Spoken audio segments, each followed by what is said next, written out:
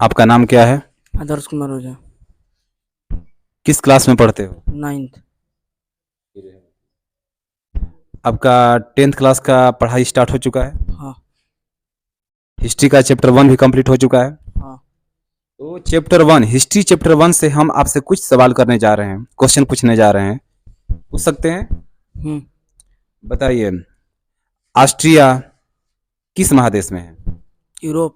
Austria की राजधानी कहाँ है? वियना। वियना कांग्रेस सम्मेलन कब हुआ? 1815। वियना कांग्रेस सम्मेलन जब 1815 में हुआ था तो उस समय उसकी मेजबानी किसने की थी? मेटरनिक। अब बताइए, इटली, जर्मनी, फ्रांस, यूनान, ये सब किस महादेश में है? यूरोप महाद्वीप। यूरोप महाद्वीप। फ्रांस की क्रांति कब हुई थी? 1789। 1789। अब 1848 की क्रांति से क्या समझते हैं? 1848 की क्रांति के समय लुई फिलिप फ्रांस का शासक था, जो कि सिर्फ अपने बारे में अच्छा सोचता था। उसने विरोधियों को खुश करने के लिए स्वर्णीय वर्ग में मध्य नीति अपनाई थी। लुई फिलिप 1840 ईस्वी में गीजो को प्रधानमंत्री बनाया। गीजो किसी भी तरह के देश में प्रगति नहीं चाहता था। इस तरह से पूरे उसे पूंजीपति वर्ग से मतलब था, गरीब वर्ग से नहीं। इस तरह से पूरे फ्रांस में भूखमरी और बेरोजगारी छा गई। 24 फरवरी 1848 को विशाल भोज का आयोजन हुआ। इसके वजह से लुई फिलिप के विरोध में हर तरफ नारा लगाए गए, जिस वजह से लुई फिलिप को गद्दी छोड़कर इंग्लैंड भागना पड़ा। बहुत अच्छा, बैठो। आपका नाम क्या है? गोविंद कुमार गोंड। किस कक्षा में पढ़ते हो?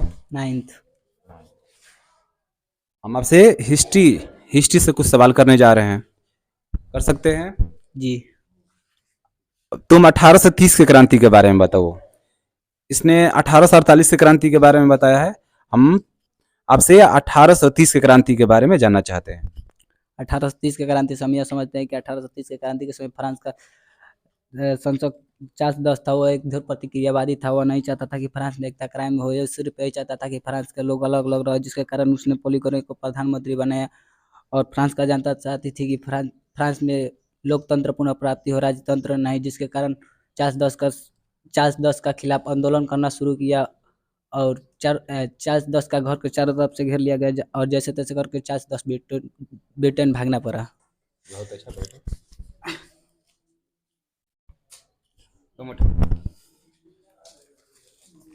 अभी क्या पढ़ रहे थे? इतिहास, हिस्ट्री। क्या पढ़ रहे थे? हिस्ट्री। गरिबाल्डी के कार्य के बारे में बताओ। गरिबाल्दी का कार्य निम्नलिखित है। पहला, गरिबाल्दी ने दक्षिणी इलाके के लोगों को इकट्ठा किया। दूसरा, गरिबाल्दी ने लाल कुत्ती नामक संस्था का संगठन किया। तीसरा, गरिबाल्दी ने देश में देशभक्ति का प्रचार किया। तीन को बहुत अच्छा। चलिए उठिए, बोलिए। यूरोप किस देश की सभ्यता यूरोप को लेकर के लिए मार्गदर्शक है? यूनान। यूनान, वेरी गुड। यूनान आजाद कब हुआ था? यूनान आजाद कब हुआ था? 1832। 1832। यूनान क्रांति के बारे में आप क्या जानते हैं? यूनान क्रांति के बारे में हम निम्न तरीके से जानते हैं। यूनान अपने गौरव में अतीत रहा है। उसके बाद भी यूनान तुर्की का गुलाम था। फ्रांसीसी क्रांतियों से यूनान के लोगों में भी राष्ट्रवाद की भावना जगी। इसके बाद जैन को अलग करने के लिए यूनान के लोगों ने आंदोलनकारियों के रूप में आंदोलन शुरू कर दिया, जिसको दबाने के लिए तुर्की के शासकों ने यूनान के आंदोलनकारियों को कुचलना शुरू कर दिया। इसके बाद फिर सम्मेलन हुआ, उसमें रूस, फ्रांस, ब्रिटेन ने मिलकर एक कार्यवाही के साथ नियम लागू किया। इस नियम में कार्यवाही का निर्णय लिया, जिससे तुर्की हार गया। यूनान 1832 में आजाद हो गया। चलो बाबू उठो तुम, बोलो। गरिबाल्डी पेशे से क्या था? नाविक। पेशे से क्या था? नाविक। बिस्मार्क किसके विचारों से प्रभावित? हीगल। बहुत अच्छा, बैठो।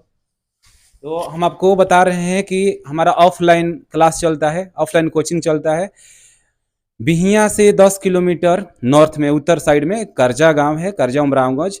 यहाँ पे मार्केट करजा मार्केट में हमारा कोचिंग चलता है ऑफलाइन, और हम अब ऑनलाइन भी कोचिंग शुरू करने जा रहे हैं। आपको बता दें कि ऑफलाइन कोचिंग में मेरे यहाँ बच्चों पे इतनी मेहनत होती है कि ये बच्चे ट्यूशन में ही सब कुछ याद कर लेते हैं। इनको सिर्फ और सिर्फ मैथ घर पे रिवीजन करना होता है और ट्यूशन में ही सारा चीज़ इन लोग को कवर होता है, याद होता है।